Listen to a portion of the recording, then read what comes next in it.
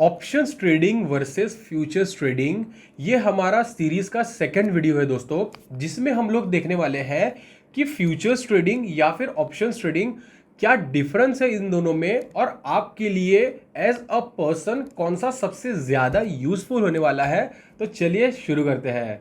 तो दोस्तों, options trading जो है ये मैंने इन डिटेल कवर कर दिया है। जो फर्स्ट वीडियो है ना, हमारा सीरीज का फर्स्ट वीडियो जो है ऑप्शंस ट्रेडिंग वर्सेस इंट्राडे, इसमें मैंने ऑप्शंस ट्रेडिंग रिगार्डिंग सारी चीजें जो है वो क्लियर कर दी है। तो जब भी हम लोग कंपैरिजन वीडियो आगे करने हैं, तो जो आगे के सीरीज आने वाले हैं दोस्तों, जैसे options trading versus commodity forex, जो भी XYZ आएगा वीडियो, उसमें हमें जो इसमें मैं ऑप्शंस ट्रेडिंग के बारे में इन डेप्थ नहीं बताने वाला हूं, क्योंकि मैंने ऑलरेडी वो फर्स्ट वीडियो के अंदर बता दिया है, तो आप वो जाके चेकआउट कर सकते हो। तो आ जाते हैं दोस्तों ऑप्शंस ट्रेडिंग वर्सेस फ्यूचर वाले सेक्शन पे।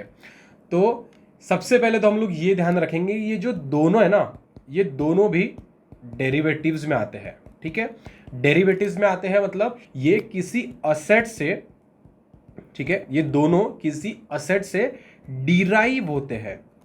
ठीक है, डिराइव होते हैं किसी भी पर्टिकुलर असेट से। जैसे मान लो इक्विटी हो गया या फिर इंडेक्स हो गया।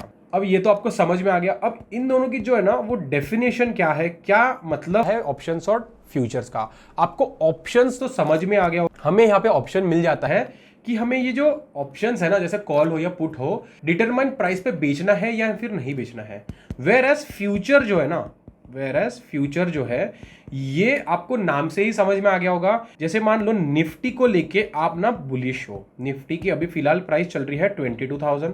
ठीक है, आप इसको लेके बुलिश हो। ठीक है, और आपकी ऐसी एक्सपेक्टेशंस है आने वाले 3 मंथ्स में निफ्टी जो है वो 25,000 जाएगी। ठीक है, 25,000 जाएगी, तो आप जो है इसका फ्यूचर्स बाय कर लोगे 22,000 पे जब ये रहेगा, और आप 3 मंथ्स का इसका एक्सपायरी डेट बाय करोगे। 3 मंथ्स में अगर ये 25,000 नहीं जाता है या फिर उससे नीचे रहता है, तो भी आपको इसमें जो है प्रॉफिट होगा। ठीक है, तो भी इसमें आपका जो है प्रॉफिट होगा।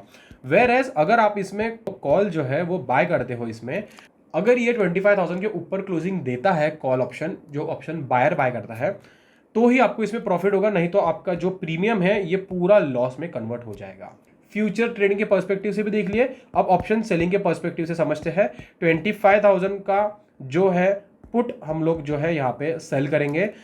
अगर 25,000 का जो पुट है हम लोगों ने इसे सेल किए, तो यहाँ पे हमें प्रीमियम जो है वो रिसीव होने वाले हैं। प्रीमियम रिसीव हो गए, तो अगर ये 24,500 पे भी अगर क्लोज देता है ना, तो भी हमें इसमें प्रॉफिट होगा, क्योंकि यहाँ पे हमें टाइम डीके का भी फायदा मिल जाता है दोस्तों।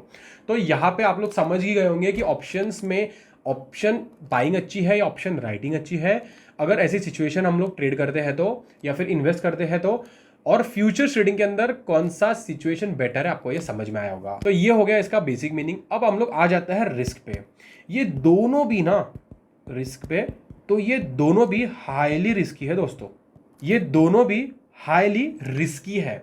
ऐसा क्यों? ऑप्शंस ट्रेडिंग जो है वो बहुत वोलाटाइल होती है, उसी के साथ में फ्यूचर्स ट्रेडिंग जो है वो भी बहुत ज्यादा वोलाटाइल रहती है, क्योंकि हम लोग डायरेक्टली एक इंडेक्स का रेप्लिका ही बाय करने वाले हैं। ठीक है, या फिर किसी स्टॉक का हम लोग रेप्लिका ही बाय करते हैं। तो जैसे जैसे वो इंडेक्स मूव करेगा, ऊपर की डायरेक्शन में हो या फिर नीचे की डायरेक्शन में हो, या फिर कोई स्टॉक ऊपर की डायरेक्शन में जा रहा है या नीचे की डायरेक्शन में जा रहा है, वो जितना फास्ट जाएगा उसी तरीके से हमारा जो फ्यूचर है वो मूव करेगा। वो डिपेंड करेगा दोस्तों आपने कौन सा फ्यूचर बाय किया है, 3 मंथ्स एक्सपायरी वाला, 2 मंथ्स एक्सपायरी वाला, या फिर रीसेंट एक्सपायरी वाला मंथ। तो ये हो जाता है दोस्तों इसके अंदर रिस्क फैक्टर। अब आ जाते हैं दोस्तों हम लोग एक्सपायरी वाले सेक्शन के अंदर। ऑप्शंस ट्रेडिंग के अंदर हमें वीकली एक्सपायरी मिलती है और मंथली एक्सपायरी यहाँ पे मिलती है। वेयर एज अगर हम लोग फ्यूचर देखेंगे, तो जो एक्सपायरी है फ्यूचर ट्रेडिंग के अंदर, ठीक है, फ्यूचर ट्रेडिंग के अंदर वो रहती है दोस्तों मंथली। यहाँ पे वीकली एक्सपायरी नहीं होती है, चाहे वो इंडेक्स हो, चाहे वो इक्विटी या फिर कोई स्टॉक हो या फिर कोई कमोडिटी हो। तो ये हो गया दोस्तों उसका थर्ड पॉइंट। अभी हम लोग आ जाते हैं उसका फोर्थ पॉइंट की तरफ, और वो पॉइंट है दोस्तों टाइम डीके। अभी ऑप्शन ट्रेडिंग अगर आप करते हो तो इसमें हमें एज अ ऑप्शन बायर जो है, टाइम हमारा जो है वो रहता है एनिमी। ठीक है, टाइम जो रहता है वो हमारा एनिमी रहता है, और ऑप्शन सेलर जिसे हम लोग ऑप्शन राइटर भी कहते हैं, इसका जो है वो टाइम रहता है फ्रेंड। टाइम जो होता है वो ऑप्शन सेलर का फ्रेंड होता है, और ऑप्शन बायर का जो होता है वो डेल्टा फ्रेंड होता है, और थीटा जो है वो उसका एनिमी होता है। अब ऐसा क्यों? जैसे मान लो आज है 27 जैन और कल जो है सेंसेक्स की एक्सपायरी है, मान लो 28 जैन को सेंसेक्स की एक्सपायरी है। अभी सेंसेक्स का प्राइस जो चल रहा है वो चल रहा है 70,000 के आसपास, ऐसा मान के चलते हैं हम लोग 70,000 के आसपास सेंसेक्स का प्राइस चल रहा है। अभी हम लोग क्या करेंगे, आपकी ऐसी एक्सपेक्टेशन है कि सेंसेक्स जो है वो 75,000 पे या फिर 71,000 पे ये जो है सेंसेक्स क्लोज होगा कल तक, ठीक है। और अगर ऐसा नहीं होता है एज ऑप्शन बायर, तो आपने जो प्रीमियम पे किया हुआ है वो आप पूरा का पूरा लूज कर दोगे। वेयर एज ऑप्शन सेलर में अगर आप लोगों ने 70,000 पे जो है 71,000 का पीई जो है वो सेल किया है, तो ये अगर 70,500 भी चला गया ना दोस्तों, तो भी आपको इसमें जो है ना टाइम डीके जो है उसका अलग प्रॉफिट होगा, और जो मार्केट में मूवमेंट आया हुआ है वो आपको उसमें अलग सा प्रॉफिट होगा। वेयर एज ऑप्शन बायर का जो मूव है वो अगर एक्सपायरी के पहले नहीं आता है, तो ये जो प्रीमियम है ये पूरे जीरो हो जाएंगे। ये है इसके टाइम बेनिफिट्स और नुकसान दोनों। अब फ्यूचर्स ट्रेडिंग के अंदर दोस्तों हमें जो है टाइम बेनिफिट नहीं रहता है, यहाँ पे सीधा एक्सपायरी होती है, ठीक है। यहाँ पे सीधा एक्सपायरी होती है। अगर एक्सपायरी के पहले मूव आ जाता है तो यहाँ पे आपको प्रॉफिट होगा, ठीक है, यहाँ पे आपको प्रॉफिट होगा। अगर आपके अगेंस्ट में जाता है तो यहाँ पे आपको लॉस होगा। और एक्सपायरी के पास जैसे जैसे ही प्रीमियम मूव होते जाएंगे, अगर ये प्रीमियम पास में ही है जहाँ से आपने बाय किया है, मतलब जो प्राइस जो है वो आपके बाइंग प्राइस से पास में ही है, तो आप लोग एक चीज़ नोटिस कीजिएगा कि जो प्राइस है फ्यूचर का वो सेटल होते जाता है जब एक्सपायरी के पास आते हैं। तो ये है दोस्तों हमारा जो फोर्थ पॉइंट था टाइम डीके का। अब हम लोग आ जाते हैं दोस्तों कैपिटल रिक्वायरमेंट की तरफ। कैपिटल कितना लगता है ऑप्शंस ट्रेडिंग के अंदर और फ्यूचर्स के अंदर? तो ऑप्शन ट्रेडिंग के अंदर जो है ऑप्शन बायर को प्रीमियम जो है वो पे करना होता है। मतलब 100 रुपये अगर इसने पे किए 15 क्वांटिटी के हिसाब से, तो यहाँ पे हमें 1500 रुपये जो है यहाँ पे पे करने होते हैं। वेयर एज ऑप्शन सेलर या फिर ऑप्शन राइटर हम लोग जिसे कहते हैं, इसे जो है 100 रुपीज़ के लिए 15 क्वांटिटी भी अगर ये लोग शॉर्ट मार रहे हैं तो भी इन्हें 1 लाख अराउंड ही कैपिटल लगता है दोस्तों। ये आपको क्लियर हो चुका है। अगर मैं फ्यूचर की बात करूं तो यहाँ पे भी आपको 1,50,000 के आसपास जो है मार्जिन लगता है। अगर आपने इसे हेज नहीं किया है, तो अगर आपने इसे हेज किया है तो आपको इसमें मार्जिन बेनिफिट देखने मिल जाता है। और ऑप्शन सेलिंग के अंदर भी अगर आपने हेज किया है तो भी आपको यहाँ पे मार्जिन बेनिफिट मिल जाता है। तो ये हो गया दोस्तों दोनों का कैपिटल रिक्वायरमेंट। अभी हम लोग आ जाते हैं दोस्तों हमारा नेक्स्ट पॉइंट की तरफ, जो है फ्लेक्सिबिलिटी का।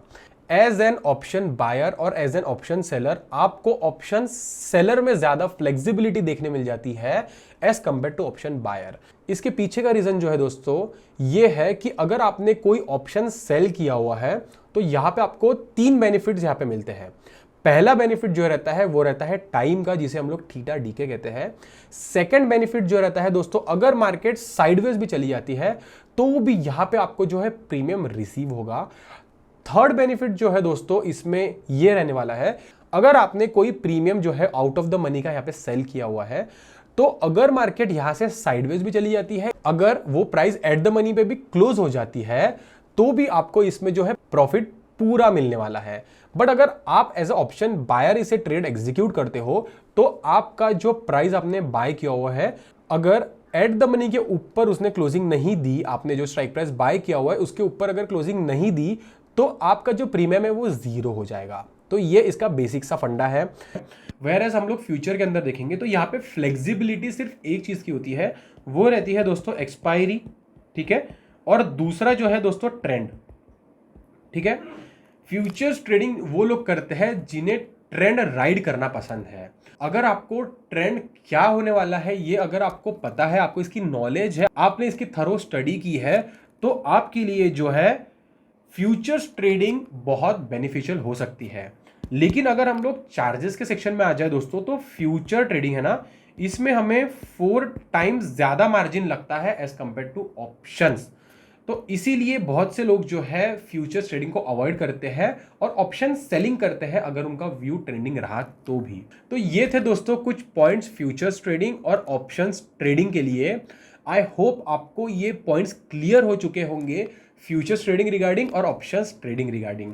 अगर कोई आपको डाउट होगा तो कमेंट सेक्शन के अंदर लिख दीजिए, मैं वहां पे आपको रिप्लाई बैक जरूर करूंगा।